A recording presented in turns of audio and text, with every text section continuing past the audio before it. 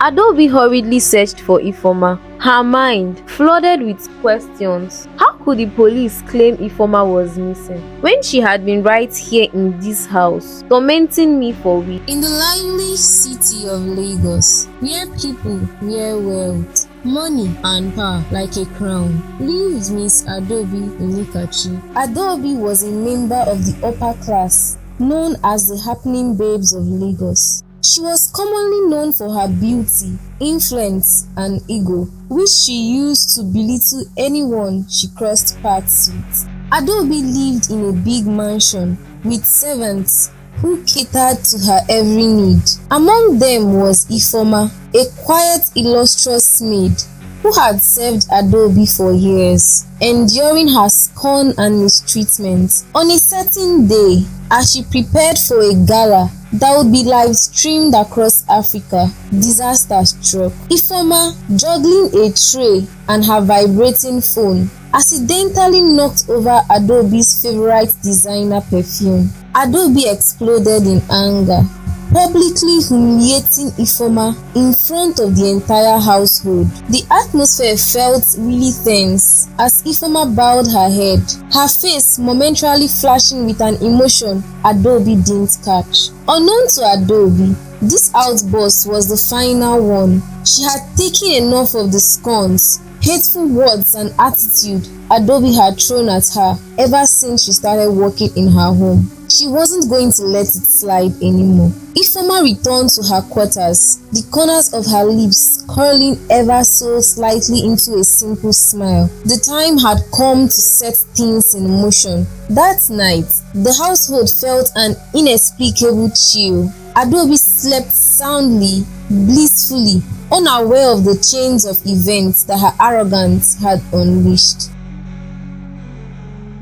The next morning, Adaobi awoke to an unusual stillness in her mansion. A framed family portrait had mysteriously fallen off the wall, its glass shattered into tiny fragments. She ignored it as a coincidence, but Ifeoma's eyes followed her every move, a knowing glow in them that made Adaobi uneasy. Throughout the day, Adaobi experienced a series of small but weird things, such as lights fluctuating, whispers, echoings in empty rooms. She confronted Ifeoma, who responded with calm indifference. "It's just your imagination, madam," Ifeoma said, her voice carrying a scary feeling. Adaobi scoffed, blaming her nerves for the creeping feeling. But deep down, a seed of doubt began to take root.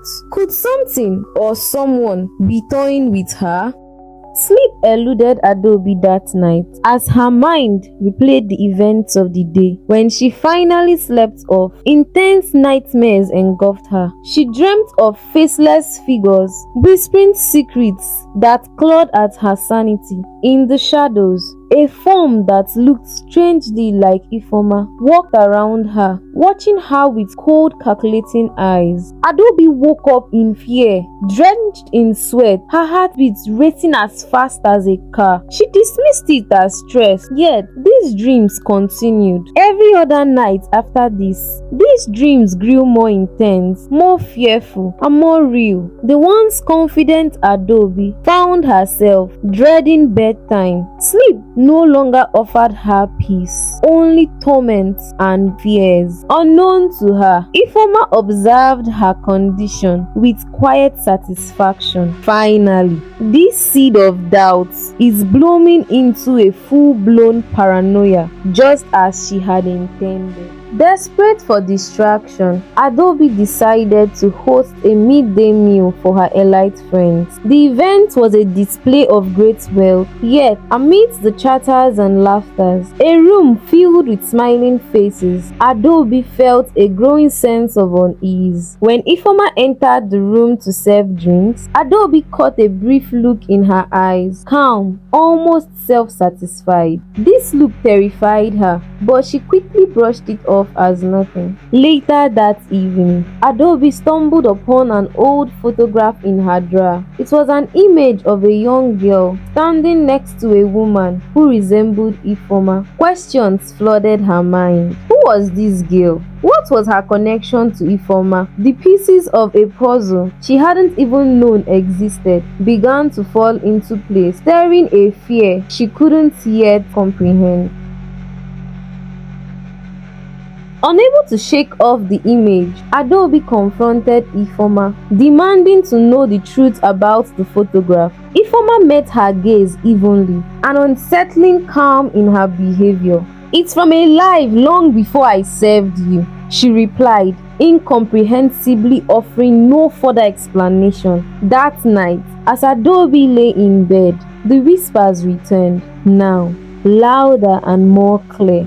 They spoke of betrayals, secrets, and revenge. Adaobi's pulse quickened as the whispers took a haunting familiarity, the same tone as Ifeoma's voice. She sat up abruptly, heart hammering with fear. Was she losing her mind, or was there something more sinister about this place? The mansion had always had a locked room, one Adaobi had never bothered to explore. With her nerves worn out and curiosity tormenting her, she demanded the key from her butler, hoping to find answers to her questions and finally piece up these puzzles. He hesitated, glancing at Ifeoma, who gave a simple nod. Inside the room, Adaobi discovered old dust-covered belongings, including an ancient-looking trunk. With trembling hands, she opened the trunk and found a collection of personal items such as letters, photographs, and an old worn-out doll. She ran down her spine as she realized this artifact didn't belong to her, but to Ifeoma's family. The implications were staggering. Why had Ifeoma's past been locked away? As days turned into weeks, Adaobi's life turned into a chaotic nightmare. Servants mumbled when they thought she wasn't listening, and strange shadows seemed to flutter at the edge of her vision. Ifeoma, however, remained ever composed, maintaining her steeze. Her presence, now almost supernatural in its calmness. One evening, as Adaobi tried to gather her thoughts, a sudden knock at the door startled her. It was the police. Adaobi hurriedly searched for Ifeoma, her mind flooded with questions. How could the police claim Ifeoma was missing when she had been right here in this house, tormenting me for weeks? She's bearing a grim expression. "They're investigating a case," they began, "involving a missing person. Your maid." Adaobi's heart froze. "What are you talking about?" she stammered. "Ifeoma is right here with me. I'm saying she lives in my house." But when she turned to search for Ifeoma, she could not find her, as though a fragment of her own imagination. Adaobi hurriedly searched for Ifeoma, her mind flooded with questions. How could the police claim Ifeoma was missing when she had been right here in this house, tormenting me for weeks? She searched every nook and cranny of the house, even the servants' quarters, which she had never visited before. On a second thought, she finally decided to visit the closet. Maybe she could find something useful that could be used to explain what was actually going on right now. In the closet, she stumbled upon an old journal with entries dated decades ago. The handwriting on the journal was unmistakably Ifeoma's own. As she read through the journal, the truth finally became clear. This was a sad story of betrayal, loss, and a vow for vengeance. Ifeoma had not just been a maid. She had come to Adaobi's household with a purpose. Each page in the journal told a story that Adaobi was part of without knowing it. This story had a lot of unresolved anger in it. As Adaobi read, she felt the room spinning, her grip of reality fading as the full horror of Ifeoma's plot began to dawn on her. She now knew that this was no longer a coincidence. As Adaobi read more of Ifeoma's journal, it revealed a shocking tale of deceit and heartbreak. Ifeoma had once been part of a prominent family until a series of planned misfortune deprived them of their wealth and status. The entries hinted at Ifeoma's late father playing a significant role in their downfall. As Adaobi read the journal, she felt felt a cold chill. Could father have been the architect of such destruction and calamity? What did they even do? Why was my father this wicked? Suddenly, a loud crash echoed from downstairs, pulling Adaobi back to the present. She raced down to the living room to find a large mirror shattered on the floor. In the reflection of the broken glass, she caught a glimpse of Ifoma's face, staring back at her, cold and unyielding. Adaobi's scream pierced the air as the reality of her situation settled in on her. She was caught in a game of revenge that had been set in motion long before she realized. Taking control of her fears and desperate for answers, Adaobi called out to Ifoma, demanding that she show herself. Silence hung heavily in the air until the maid emerged from the shadows, her expression calm, yet her eyes burned with an unsettling intensity. "You want to know the truth?" Ifoma asked, her voice intensely even, yet unapologetic. "Then, let's begin with the sins of your father." Adaobi listened to Ifoma as she recounted the events that led to her family's downfall, from shady business deals to betrayals of trust and the loss of everything they held dear. "My father was left to rot in the prison while your family prospered," Ifoma spat. "I swore I would make you suffer the way we did." Adaobi fell, her legs buckled as she sank to the floor, grappling with the flood of guilt and fear. The mansion felt very scary and stuffy in the days that followed. Adaobi found herself questioning the reality around her. Doors opened and closed on their own.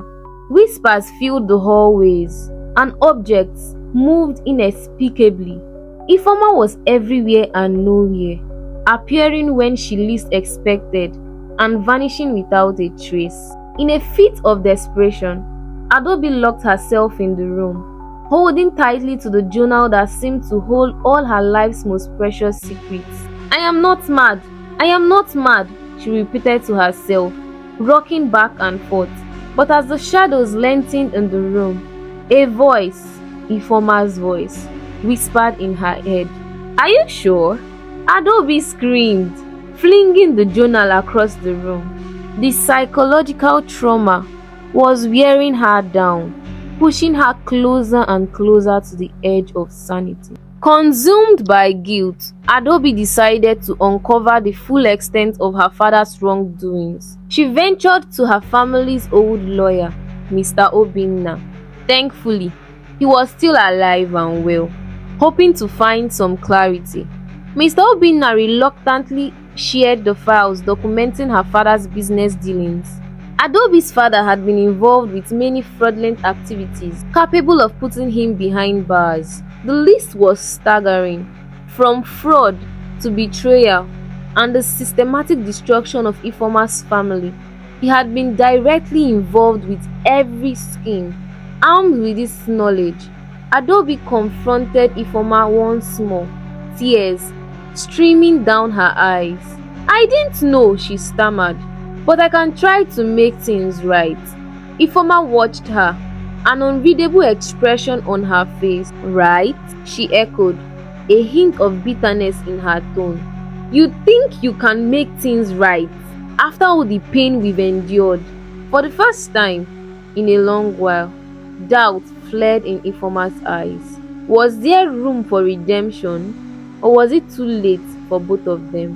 In a last-ditch effort, Adaobi proposed a deal with Ifoma. "I will relinquish my family's wealth and assets to you," she offered, her voice trembling but resolute. "It's the only way I can atone for my father's sins and as well make peace." Ifoma stared at her, the offer hanging in the air like a lifeline and a noose at once. "And what do you expect in return?"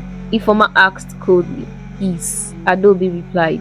"For both of us." The room was silent, tension cracking like a live wire. Finally, Ifoma nodded, though the coldness in her eyes remained. "Very well," she said, "but this does not erase the past, you know. You will live with the consequences of your family's actions, as will I." With that, the two women sealed an uneasy truce, though the scars of betrayal lingered like shadows in the corners of the mansion. Following the agreement, Adaobi began the legal process to transfer her assets, everything her family owned, to Ifeoma. The procedure was tiring, each step a painful reminder of her father's misdeed. The elite friends she once mingled with began to distance themselves, whispers of scandal swelling in the circles. In the eyes of Lagos high society, Adaobi was now an outcast. Meanwhile, Ifeoma watched the unfolding events with a mixture of satisfaction and unease. She had sought revenge for so long, but as she saw Adaobi's world crumbling, a strange emptiness settled within her. Had this truly been what she wanted, or had her desire for revenge consumed her, leaving nothing but an empty shell in its wake? Adaobi, now stripped of her wealth and status, lived a more simpler, humbler life. Ifeoma remained in the mansion, no longer a maid, but the new mistress of the house. One evening, as they crossed paths in the corridor, Adaobi offered a hesitant smile. "It feels strange, doesn't it? This shift in our roles." Ifeoma observed her for a long moment, the bitterness in her eyes giving way to something softer, almost pitying. "Yes," she admitted, her voice barely above a whisper. "It does." The two women stood in silence, an unspoken understanding passing between them. The lines between adversary and ally began to blur, though neither of them dared to name this fragile bond forming between them. Despite the new power change, the mansion remained engulfed in an unsettling tension. Adaobi struggled to adapt to her new reality, and Ifeoma found herself struggling with conflicting emotions. One evening, as she roamed the mansion's hallways, Ifeoma stumbled upon an old photograph she had missed before, an image of Adaobi's father standing beside her own parents. A wave of memories crashed over her.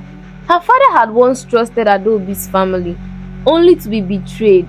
Anger fled within her, but alongside it, a wave of sorrow. She couldn't deny the reality. Her parents' suffering had shaped her into the vengeful person she was now.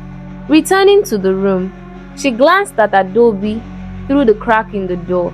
For the first time, she was not a spoiled member of the upper class, but a woman haunted by her own past. Days passed in uneasy silence until one morning, a knock echoed through the mansion's entrance. Adaobi answered to find an older woman on the doorstep, her face lined with worry. "My name is Mrs. Chika," she said. "I'm Ifeoma's aunt. I've come to speak with her." Ifeoma appeared, her eyes widening in surprise. They sat in the parlor, the atmosphere charged with unspoken emotions. Mrs. Chika's eyes softened as she spoke.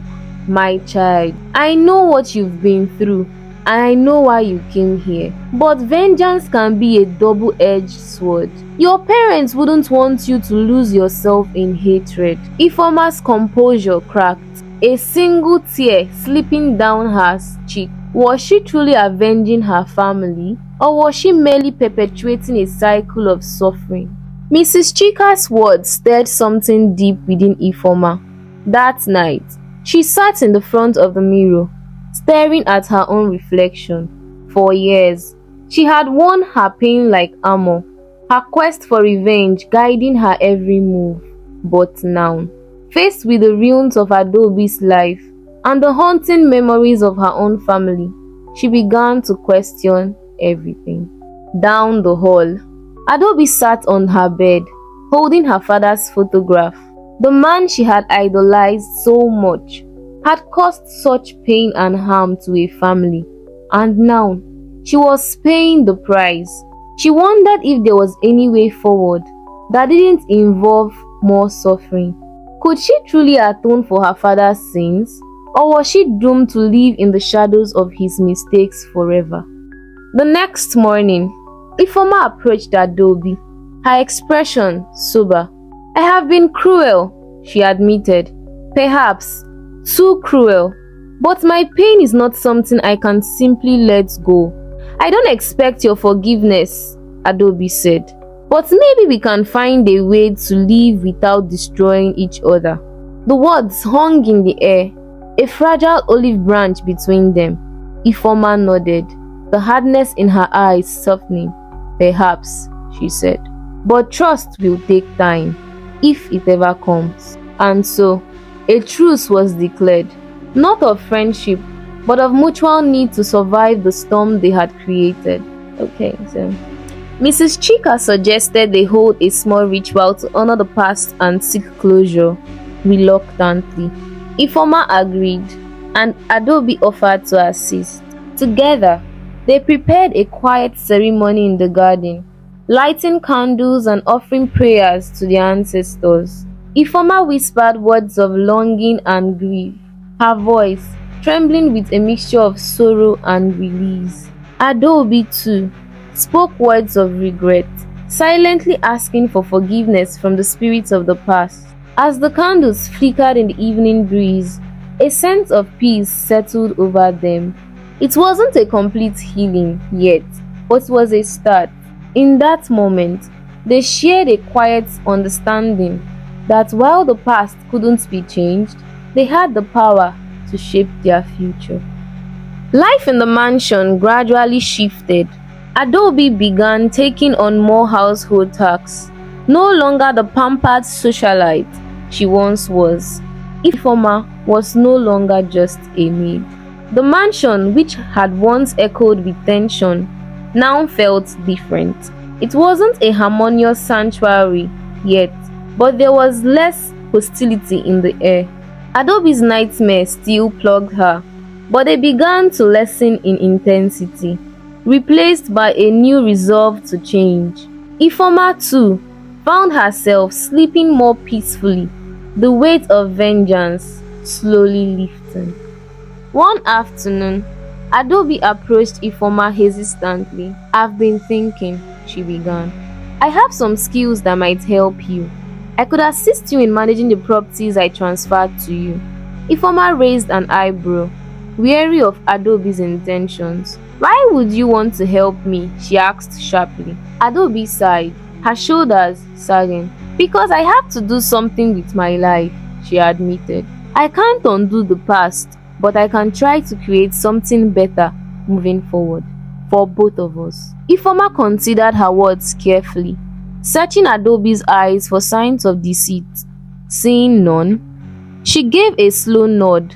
"Very well," she agreed, "but know this, I will be watching you closely." They began working together, and while it was tense and awkward at first, a routine gradually formed. Adaobi demonstrated a keen sense for business, advising Ifeoma on managing the assets with a blend of skill and humility. Ifeoma remained guarded, yet she couldn't deny that Adaobi's guidance was proving beneficial. As they navigated their new partnership, the interactions between them began to change subtly. Trust was not yet present, but there was an emerging respect. Both women were still haunted by their past, but they moved forward with an uncertain hope that their future could be different.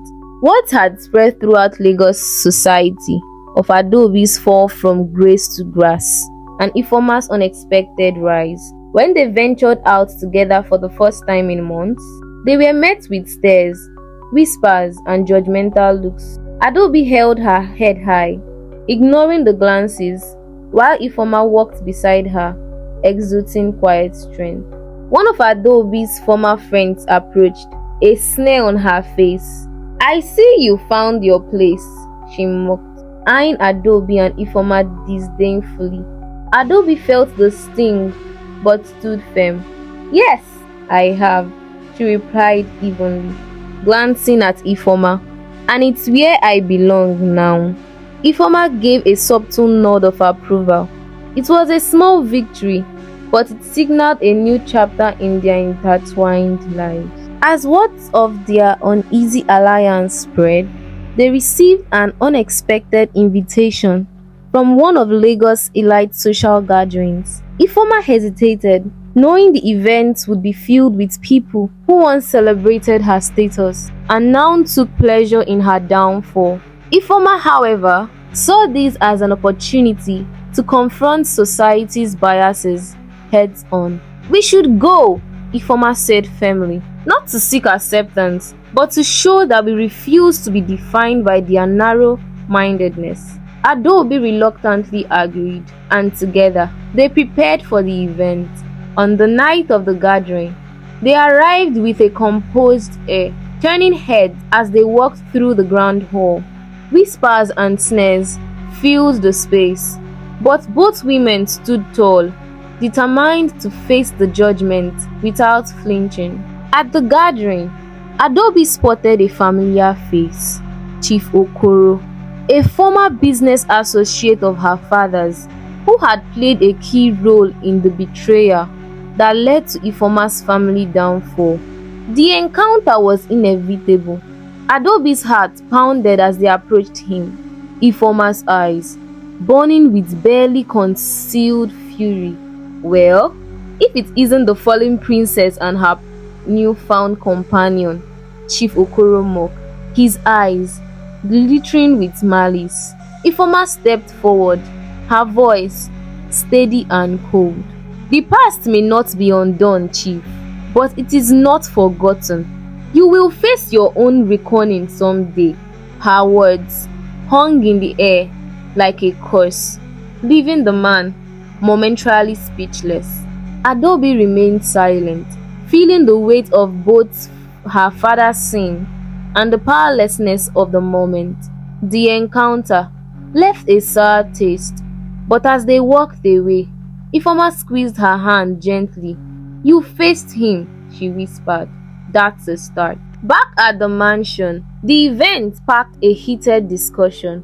Adaobi began questioning the extent of their alliance. "What do you truly want, Ifeoma?" she demanded.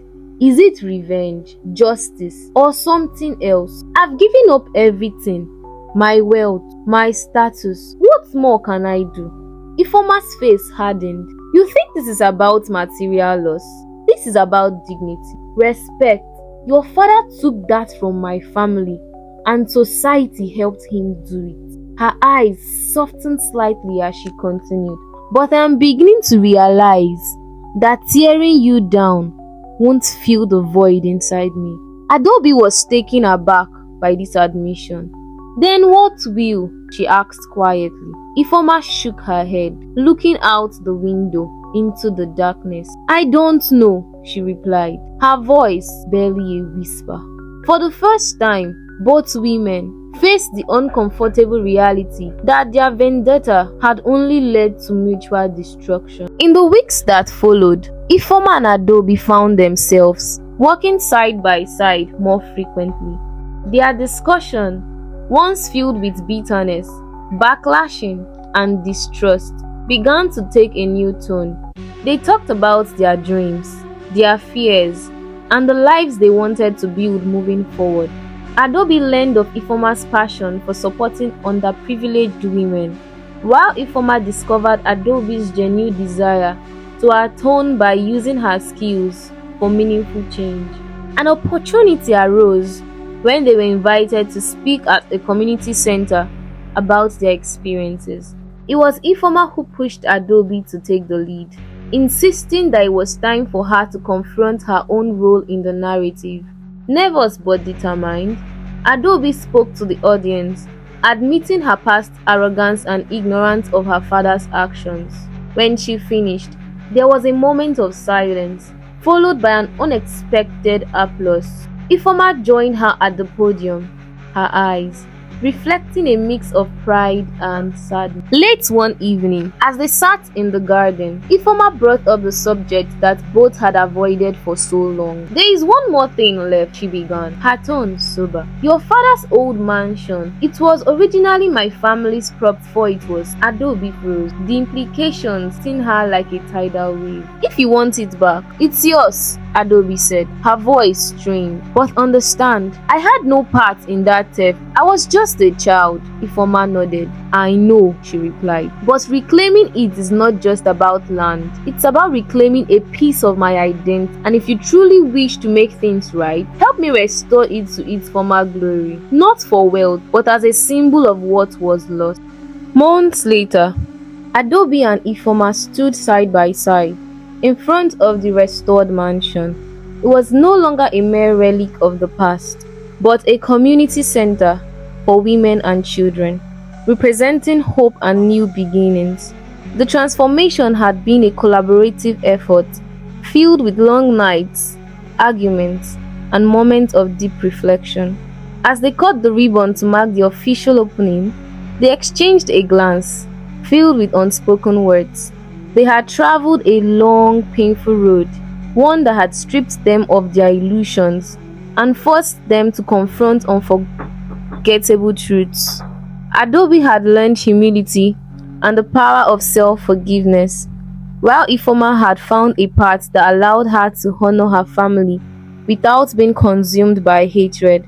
Standing on the steps of the building, they addressed the gathered crowd. Adaobi spoke first, her voice clear and steady. Today is not just about a center. It's about the power of confronting our past to shape a better future. Ifeoma followed, her eyes scanning the faces before her. It's a reminder that healing is possible, even when it seems unattainable. As the applause washed over them, they felt a sense of peace. Their journey was far from over, but they had reached a turning point. The mansion, once a symbol of betrayal and pain, had become a seed of hope. And in that moment, both women knew that while the scars of their past would never completely fade, they had finally begun to heal.